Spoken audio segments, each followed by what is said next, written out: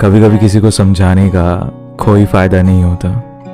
तुम उससे कितना प्यार करते हो ये बताने का भी कोई फ़ायदा नहीं होता, क्योंकि शायद ज़रूरी नहीं है जिसे हम प्यार कर रहे हों वो भी हमारे लिए फील करे।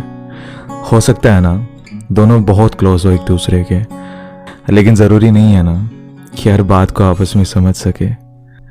तो किसी से प्यार के लिए रिक्वेस्ट करने से पहले ना उसके बारे में सोच लेना।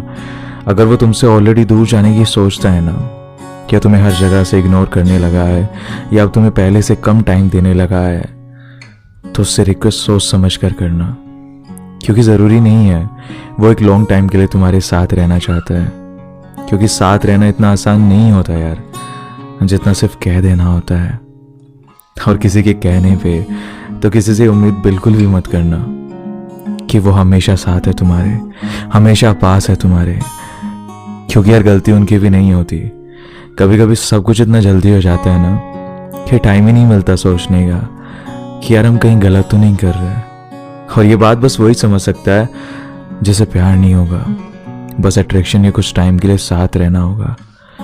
जो प्यार करने लग जाते हैं ना वो कहाँ कुछ समझ पाते हैं, फिर प्रैक्टिकल चीज़ों से तो भटक जाते हैं। जैसे हम कहीं सोच ही नहीं पाते कि वो सच में हमारे साथ रहना चाहता है या बस उसका साथ कुछ महीनों का।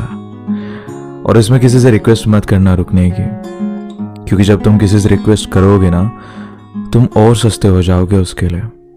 और जितनी वैल्यू तुम्हारी पहले करता था अब वो तुम्हारी उतनी भी नहीं करेगा, और तुम्हारी दूरियां और बढ़ती जाएंगी और ये मजबूरियां भी जो कहेंगी तुमसे साथ रहने के लिए, लेकिन आखिर में कोई साथ होगा ही नहीं।